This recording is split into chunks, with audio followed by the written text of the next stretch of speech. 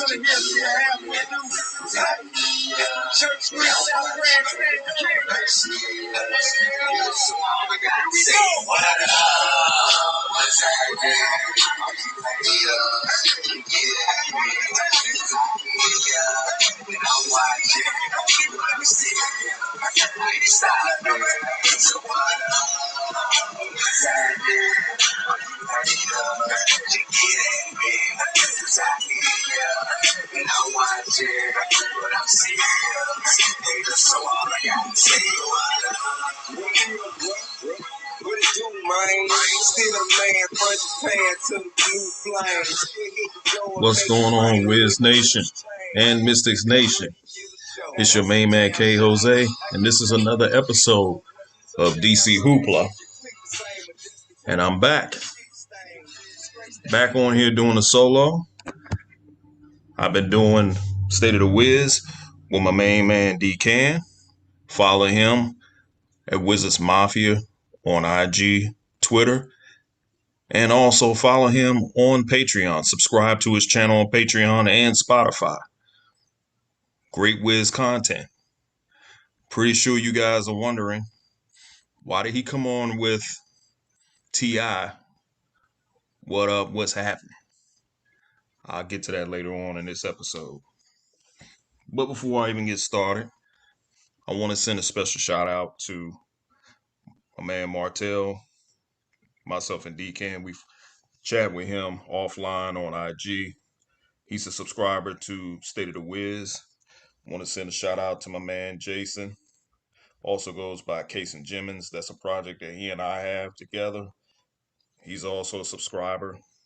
My man Ronell, who's also a subscriber. I also want to say, give a special shout out to Matt Moderna. Definitely check out his podcast that he does with Larry Hughes. I think it's Believe in Wizards. So check that podcast out. And I want to say shout out to my fans, to the listeners. For some of you that actually come on here and listen to the content, the Wizards content, and that subscribe to myself and D-Can on State of the Wizards. Definitely want to say a special shout out to you guys. We wouldn't be where we are today if it wasn't for you. So with those special shout outs, now let's get on to today's episode. So today's episode, we're going to talk about training camp. Going to talk about what's been going on. Going to listen to some actual interviews with some of the players, from Davis Bertans, Aaron Holiday, as well as the coach. One thing I can say is I'm actually excited about this head coach. Probably the most excited I've been in a long time.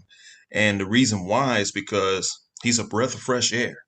The moment he came in, once he had his interview, I was already sold on the things he was saying, because he started talking about accountability. And as much shit that I gave Randy Whitman, one thing I can say is that Randy Whitman held his players accountable, even the star players.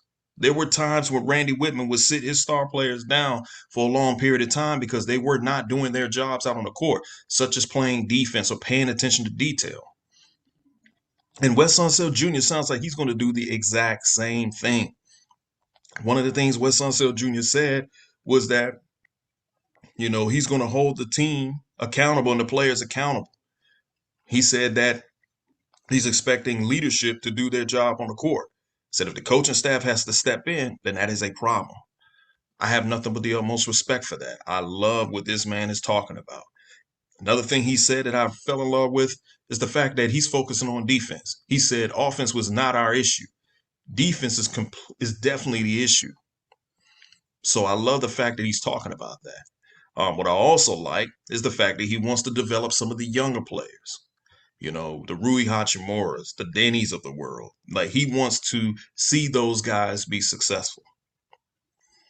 So I'm loving Wes Unseld Jr. I love the acquisition of Montrezl Harrell. One thing Montrezl Harrell has done since he's been here, he had already called for a players-only meeting. Now, of course, I would expect that, the team captain, the face of the franchise, to call that meeting. But Montrezl Harrell did that. And the whole purpose was for the team teammates to get to know each other. Let's keep in mind, there's a bunch of new players on this team, so they have to build chemistry. And I know what it is that they want to make sure that they don't start the season off struggling. So let's go ahead and I'm going to go share my screen. And what I'm going to actually do is let some of the players speak as well as the coach. So what I'm going to do is pull up when Davis Bertans is actually talking about practice. And this is a clip from today. And I will chime in on based some of the things he talks about. So the 5-on-5 in that situation definitely helps, just having like a progressive return to play instead of just having the whole summer rehabbing and working one-on-one with a coach and then coming in and getting basketball for the first time coming here. So basically had half the summer to get the body right and then the other half to actually get ready to play basketball. We've been around Coach Unseld now for a couple of days. Now, with Davis Bertans last season, he was not in shape. That was very obvious. He also was not shooting well. A lot of that had to do with the fact that he wasn't in shape. He also played for his team. I believe the country's from is I don't want to mispronounce. I think it's Lafayette. I'm mispronouncing. I know I'm messing it up, but I know he played for them during the off season, and he looks like he's in shape. Now, one thing I will say, last season, towards the end of last season, he started getting his shooting stroke back. Now, we all know that Davis Bertans is not known for defense, but what he's known for is being a sharp shooter. And if he's a sharp shooter this season, which earned him the contract that he has, I can see great things for this team. But I'm going to let him continue. His scheme, his philosophy.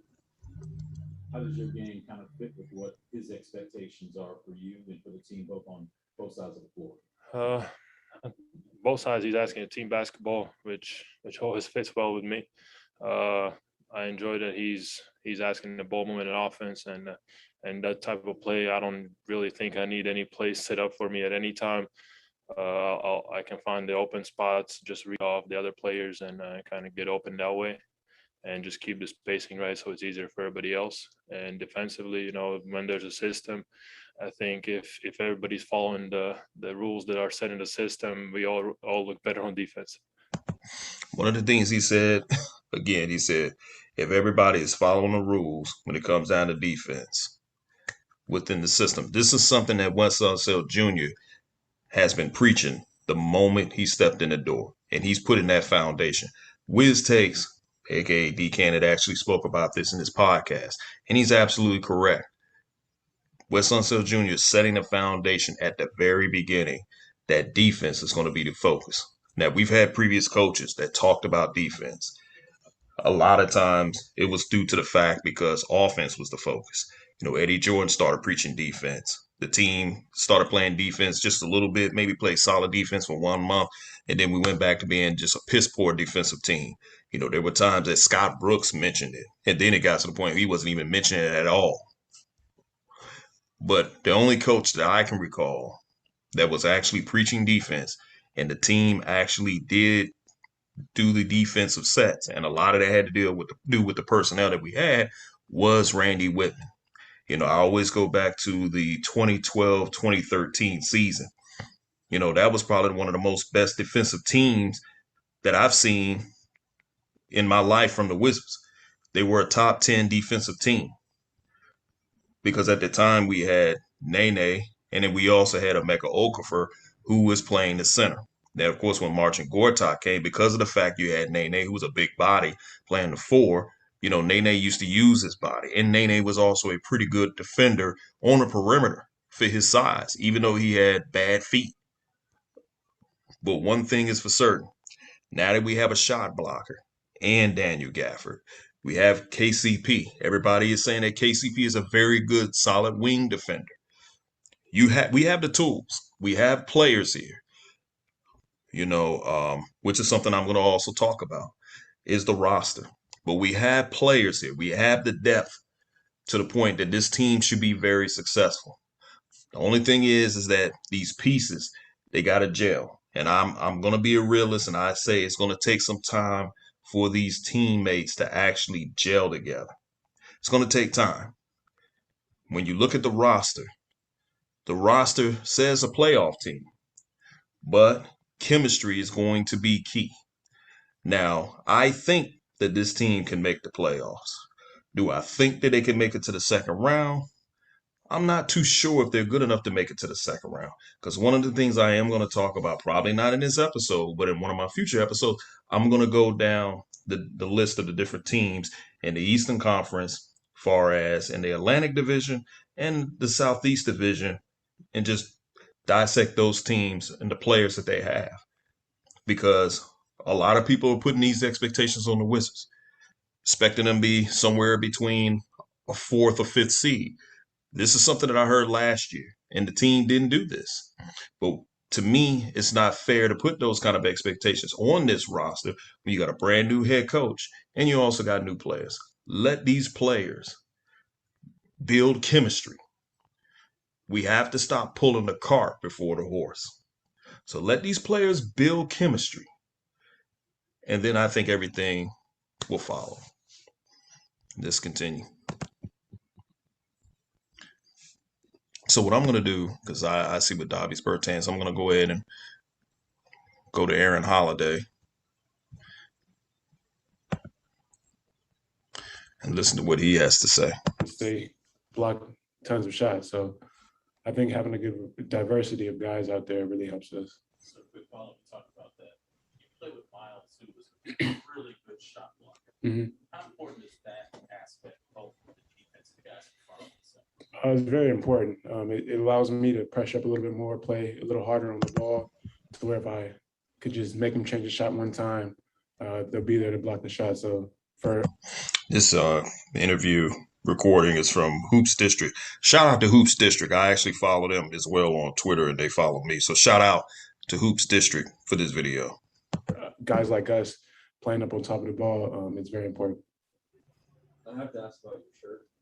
To the Holiday. Yeah. What does it say? Holiday season. Is that? It's my brother's shirt. It's his brand. Oh, okay. So yeah, we got it. I think he put it out a couple Christmas, maybe last Christmas, and yeah, it's just something we rock. I asked Thomas Bertans about the NBA changing the brand of basketball this year. He kind of gave a pretty detailed assessment of what will be different. Is it a different feel for you? And was there anything that you did this offseason to get accustomed to it? Yeah, it's for sure a different feel. Just playing a lot of basketball, a lot of pickup, and working out helps you kind of adjust to the way the ball feels. But just breaking it in helps a lot too. So it's a little different feel for me, but at the end of the day, it's basketball, and that's what we pay to do. So we'll figure it out. Now, Aaron Holiday is an unproven player. He's 24 years old. With the last name, of course, it doesn't take that much of a rocket science to figure out who his brother is, which is Drew Holiday, who plays for the championship Milwaukee Bucks, the champions.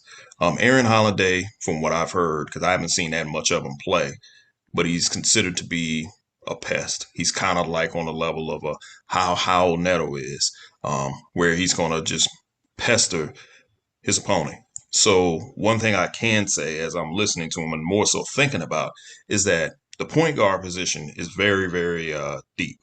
You know, you got Spencer Dinwiddie as your starter. I'm going to assume that Raul Neto is going to be second and backup. Then Aaron Holiday is going to be third. And then Cassius Winston is still on the roster. I don't know if he's going to make the team or if the team is going to keep him and send him down to the G League. But they have depth. So when one man goes down, they have another man that can step up, and then another man behind that one that can step up. And then they definitely have a huge log jam when we talk about the forward position. Plenty of adversity, plenty of pieces, plenty of depth. So right now, that's been the issue with this team for the last several years is the lack of depth, but that is no longer an issue. So it's pretty much the next man down. The man goes down, next man step up. Sorry, one quick follow-up. Just the fact that you're going to play an organized game with it for the first time. It's going to be fun. We've been up here for a while, so at least a month now, just working out. Different guys been here for a month as well, so we're just ready to get out there and play. Aaron, wanted to ask you, KCP last week mentioned that you guys had players only meeting, and I feel like that shoots off alarm bells in a lot of people's minds. But obviously, it's not like you're coming off a losing streak or anything Exactly. like that. Like, it doesn't have to be a crazy thing. I'm just wondering, I can't really hear these questions that they're asking the player. I can just only hear his answers. So what I'll do is I'll just go and get some sound bites from Wes Unseld Jr. because I can't hear the questions being asked. But I just want Wes Unseld Jr. I'm going to actually let Wes Unseld Jr. just speak for himself.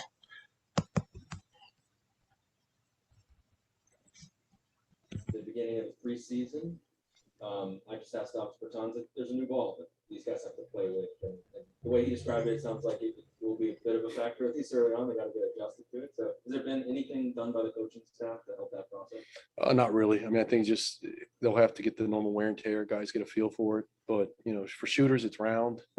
Most of them are pretty good at, adapting. For non-shooters like myself, it's a big deal. I say that in jest, but, I think the league has done a great job with the product, and they've done their research. So it's something that might take a little bit adjusting, but, guys will get used to it. And as you look ahead to that first game, just kind of what are your initial plans in terms of who will play more? Well, I'm gonna try and get as many guys in as I can. I think not having as many preseason games as we would in past years, we have to be smart and use those games wisely. But you also want to see what groups work well together. You want to see your core group play, at some point extended minutes, but you're not gonna, run them past 26, 28 minutes. I think is be more than enough. But you want to have a tune-up ready to go, so we'll be ready October 19th.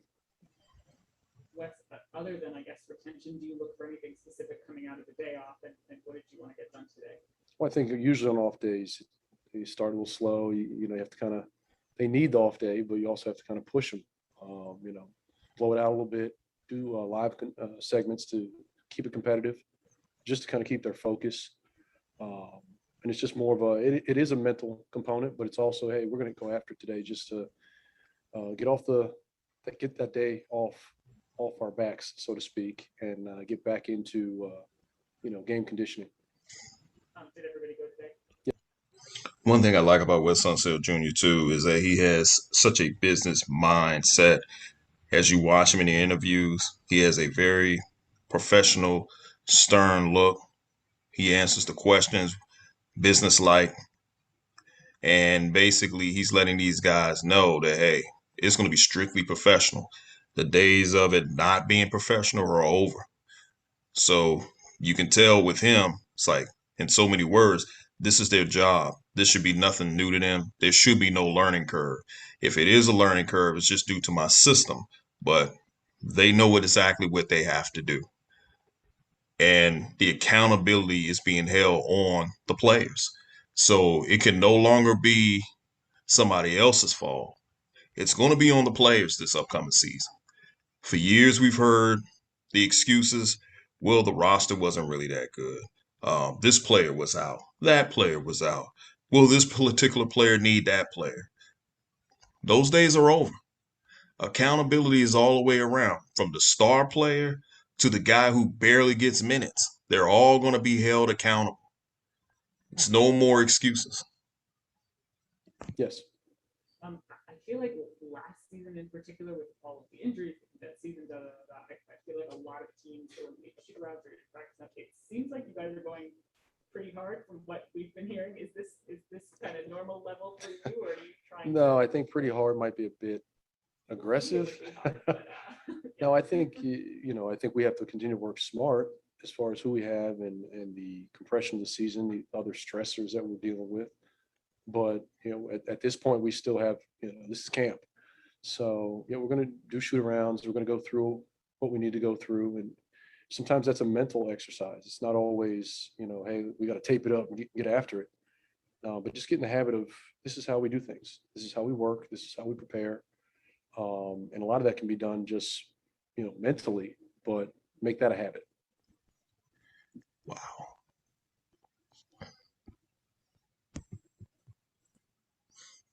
Accountability, once again. He said it's all mental, you know, and he's basically just saying, hey, this can be repetitive. This is going to be like second nature again. You guys know what needs to be done. You guys know your job. This is all mental. Let's not make it complicated. I hear this all the time at my job. Stop making things complicated. That's pretty much, in so many words, what he's saying. Pretty much have a pretty good idea who your starting five would be, though. But I guess because this is your first time being like a head coach, like, are you somebody that likes during the regular season to have a deep bench, condensed, and like how do you prioritize 6, 7, and 8? Mhm. Do you like guards? Do you like bigs, or is it just kind of a matchup thing? I think with the preseason, especially the first game, I think it's just you want to see certain groups play well together in different combinations to see maybe something that you didn't know about. You know, you may see a 3-man lineup that's like, wow, that's pretty good. So I think you have to be creative at times. And once again, you got to get those core guys minutes together to help develop that synergy and chemistry. But it gives you an opportunity to just play with some things, you know, throw some guys out there and see what it looks like. Ideally, you want to get young guys some minutes as well. Because those are minutes you can't simulate in practice. And it's easy to say it's game-like, but it's not. The level of intensity, the emotional component, the nerves, all of that, you know, may play on their abilities, but you want to see how they handle it. Okay. Evidently, something must be going on. They must have some technical difficulties as far as recording this. So I'm going to actually stop sharing my screen. So with this team, with everything that we're seeing, you know, the players that we have, again, I definitely think this team is good enough to make the playoffs. Again, it's going to be a lot of accountability all the way around. There will be no excuses. Um, you have guys such as Kyle Kuzma, who's in having a good time in camp. You have Montrezl Harrell playing aggressive in camp.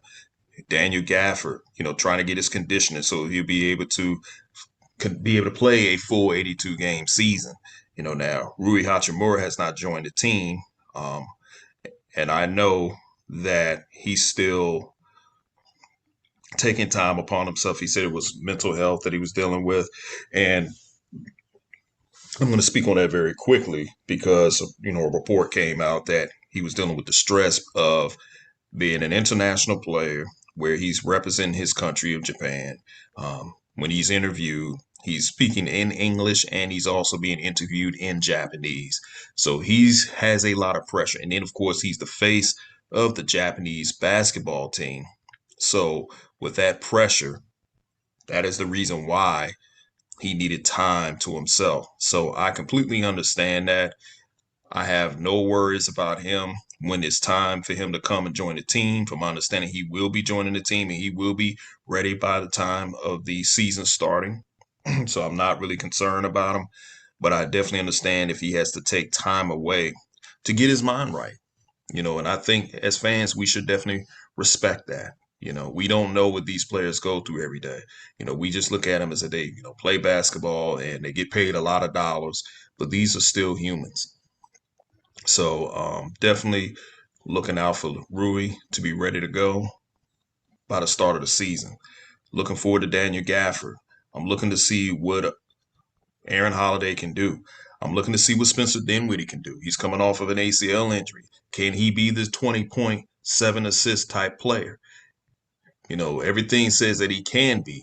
You know, will he be a good complementary player alongside Bradley Beal? You know, is Bradley Beal going to finally take that leap to be the leader? He's saying all the right things, that he wants to lead by example.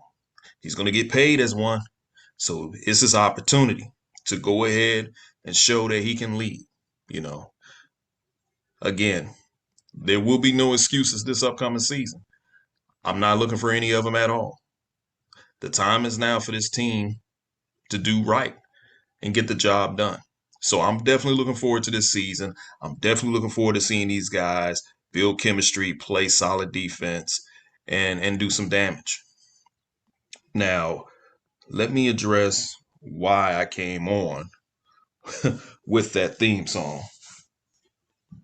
Because, of course, with the last episode of State of the Wizards, you know, we had a few haters that came in there. And we had some of them, you know, say a few things and, you know, want to talk about what myself and Decan should talk about. And the thing is that we're going to talk about what we want to talk about. It's called State of the Wizards. It's not called State of the Bill. It's not called State of the Westbrooks. It's called State of the Wizards. We are Washington Wizards fans first, NBA fans second. We talk about the team. We don't talk about the players. We talk about the whole team, not just one player. So I think that the notion that, well, we need to talk about this and we need to talk about that, that's, you got your own platform. Create your own platform and you can talk about what you want to talk about. We're going to talk about what we feel. He calls himself Wiz Takes. We're fans of this team, so we're going to speak from a fan's perspective. Now, the thing I wanted to speak on just briefly is the players speaking about the vaccine, getting the shot, not getting the shot. I see that LeBron James is actually getting dragged because he said he wasn't going to tell people to get the shot. Now, he is vaccinated, but he said it's not his job to tell anybody that they should get vaccinated. And I respect LeBron James on that. Just as much as I understand for the players who choose not to get vaccinated. If you choose not to get vaccinated, that's fine. And I think people make this thing a little bit too political because people who are vaccinated are telling people that they should go out there and get the shot. And then you have some people who aren't vaccinated who are asking questions. Oh, well, why is everybody getting COVID? If you got the shot, well, why are you still getting COVID? If you have your reservations of why you don't want to get the shot, that's understandable. Like Kyrie Irving said, he has his reservations, but he also asked the reporter, hey, could you respect my wishes of not to ask me about that? That's fair. At the end of the day, the reporter's still going to ask questions, but I can respect Kyrie because he didn't make it about himself. Now, Andrew Wiggins, from a report, he just got the vaccine shot. Now, maybe the reason why he got the vaccine shot because he plays for Golden State. And in the state of California, he wouldn't be able to play home games. So being that, and I think that's what it is because there was a report that came out the other day that if players who are not vaccinated, if they miss games, and this is pertaining to the New York teams and the California teams, if those players miss games due to them not being vaccinated, the league is not going to pay them. So maybe that might be the reason why Andrew Wiggins got the shot. I'm not too sure. But he did turn around and he got the shot. Now, Bill, I don't know if he's going to get the shot. Kyrie, I don't know if when he's going to get the shot. Jonathan Isaac is another player. I don't know when he's going to get the shot. But Bill and Jonathan Isaac are in locations where their areas are not mandating them to get the shot. So they're safe. But at the end of the day, people are making this topic way too political. So I give kudos to LeBron James for saying, hey, I'm not going to tell anybody that they should get the shot. But I saw that Shaquille O'Neal said, and this was, basically attacking Kyrie, hey, if you're not getting the shot and you're my teammate, I don't want to be around you. Shaq is free to say what he want to say, but at the end of the day, come on, Shaq, don't make this political. So that ends an episode of DC Hoopla. The next time I come up here, I'm going to actually go and talk about the Atlantic Division, talk about the teams, give my perspective of what I believe these teams will do, and so on and so on. And then I will continue that. Another thing, definitely want to send a special shout out, and I definitely appreciate the years that he gave us. And I'm talking about Ryan Zimmerman, Washington National, Mr. Washington National. He's the Washington Nationals version of Cal Ripken. I believe today was his last game that he's going to play in baseball. I don't know if he's going to try to continue to play, but I believe he's played his last game as a Nat. Definitely want to send a special shout out to him. We appreciate all the years of you being a National. Also, shout out to the Mystics. They got eliminated. They didn't even make the playoffs, but they were eliminated from playoffs contention. They finished the season 12-20. It was an injury-plagued season. vast majority of the time during the season, they were without Elena Delle Donne. There were times they were without Tina Charles. There were times they were without Natasha Cloud. And then, of course, Meesseman didn't even play this season. I don't know what her future is going to be like next season. But my expectations for the Mystics is that they start building up a roster and get prepared for the 2022 season to be competitive. Not really too worried about them, but I definitely want to see what type of moves they're going to make. So when I come back on here, be looking out for the next State of the Wizards. Myself and D-Can, we're going to actually start talking about some of these preseason games. First preseason game is this Tuesday. They play against the Houston Rockets. John Wall won't be on the court. He'll actually be a player's coach. But definitely I will be popping up on here talking about what the Wiz do. So definitely want to appreciate you guys for listening. Like, share, and subscribe. See you in the next video.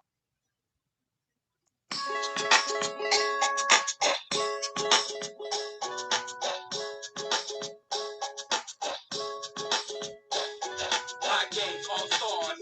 Who's back, run hard, crash scores. Who's back, break fast, get yours. Yeah, gang love the fashion man.